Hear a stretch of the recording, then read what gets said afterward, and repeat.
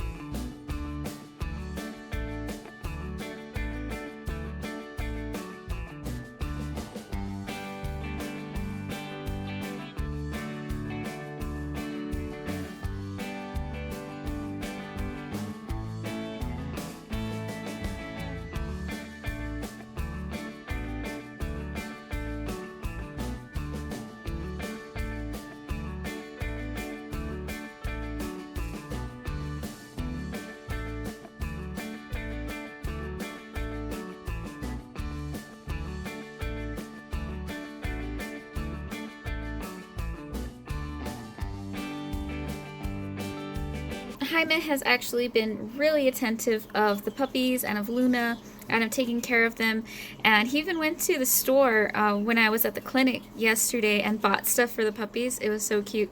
And one of the things he got for Luna was a calorie booster to help her increase in weight, because we're really concerned about her weight. She's way too thin, and so we really want to help her get back up.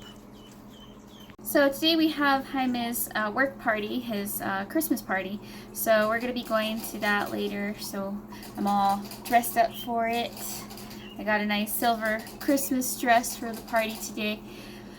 And one of the things I wanted to talk about, that a comment that I read in one of the videos, I don't remember if it was the first one or the second vlog, is people talking about not touching the puppies so much, that you shouldn't touch puppies.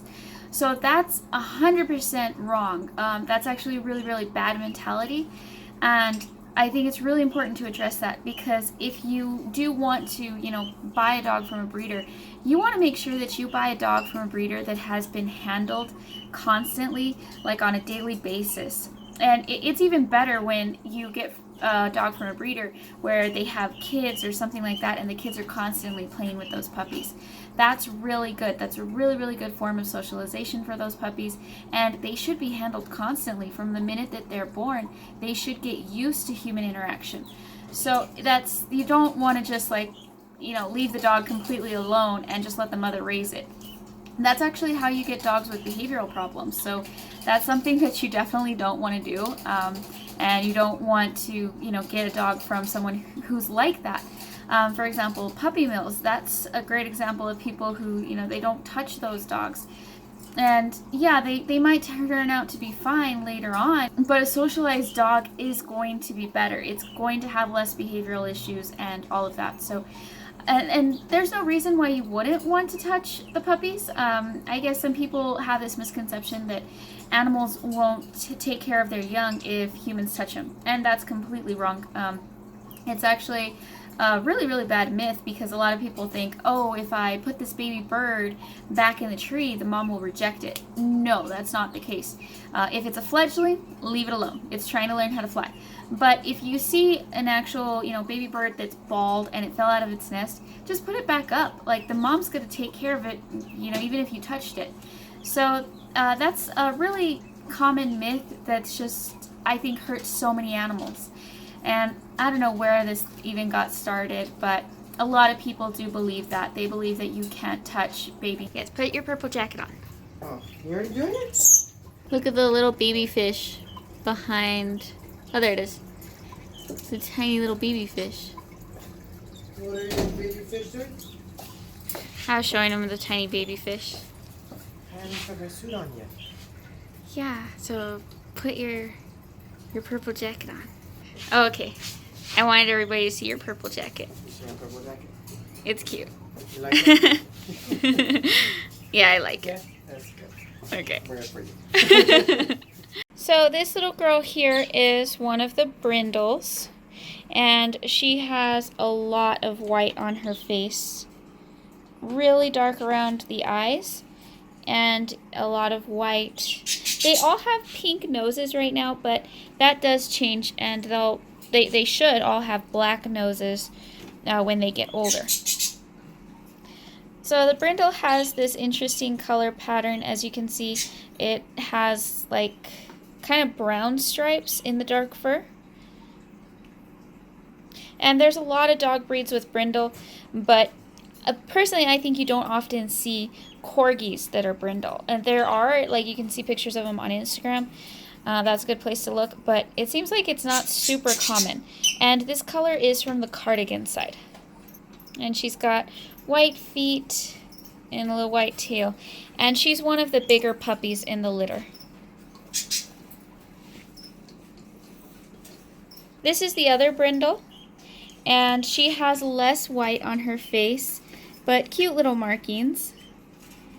White paws, and just pretty much looks very similar to the other one. And this is a girl too. This big guy here is the red merle, and he has a lot of white on his face. And come here, pick up your head. Let me see. Let me see.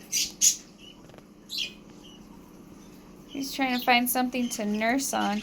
He's got a lot of white on his face and a little brown patch in the middle of his stripe. And also a little brown patch on his collar as well. And he doesn't have very big black spots. He just has, that one's actually the biggest one on him, I think. He has a lot of white though. The funny thing is that, see, his head is actually really, really red. But back here, like if you were to only look at this part, I feel like he looks like a blue merle almost. His tail is gray. So I don't know how that will change as he grows. And I'm interested to see if he's going to have blue eyes. That will take quite a while to tell, because often when they do open their eyes, they are blue and then they'll change later. This puppy is the oldest. This is the blue merle female, and she has the red marks on her face. So let me try to show her face. Come here. There we go. See, she has those red marks around her. That's different than Clark. Clark doesn't have those. And she's got some black spots, this big one here, and then the rest is just gray. And she doesn't have a lot of white, but she does still have some on her face. The other blue merle has more, as you'll see right now. Oh, this blue merle male has more white than the girl, I think. And he's just like Clark. He doesn't have those red markings on his face. And he has a few big patches of black, and even one on his face right there. This little guy right here is the runt of the litter. He's the smallest one, but he is still full of spunk, and he's super healthy, and he's always nursing. So even though he's the runt, I'm not worried about him at all. He, I think, is a tri. He's got a little bit of brown on his cheeks, as you can see, and a tiny little bit of white on his nose. Really cute markings. This one here is another boy, and it seems like he's black and white. So far, he doesn't seem to have any brown. That could change, of course. But he's got a lot of white on his face. Nice little markings. His nose is starting to get a little bit of black. And he like just went to sleep. He's trying to go to sleep in my hand. Their paws are so pink right now. It's just adorable. This is a tri-female. I love the white markings on her face. I think it's very even. And as you can see, she has the brown on her cheeks, so she is a tri. And then I think what's super cute is she actually has a little brown butt, which is kind of funny. I think it's a really cute marking. And she's the girl. This one here is the one that I'm not too sure what color it is. I think that it might be red because I have seen some litters where this lightens up a lot. Not 100% sure though. He's got quite a lot of black around his eye area and a pretty red head. Oh, so cute. And this one's a little boy. So I don't know how this will change. Luna kind of looked a little bit like this in the beginning. And a dark little tail. And this one's like the calmest puppy so far. Okay, so we have some chicken with honey and fruit and vegetables. And Thea's gonna come running out right now because she always thinks she's gonna starve to death. Like that, Thea?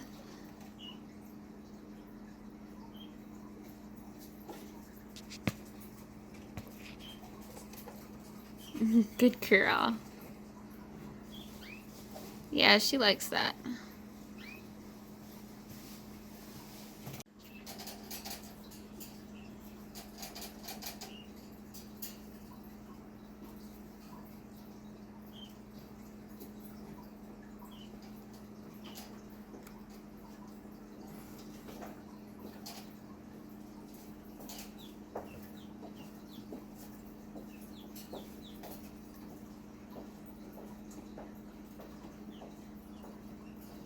Today she's having some beef hearts and oats and vegetables. Really trying to put weight on her, so she's eating multiple times a day. And Evie, you need to gain weight too, huh? Evie does not need to gain weight. But I'm sure she's like, yes, feed me more too.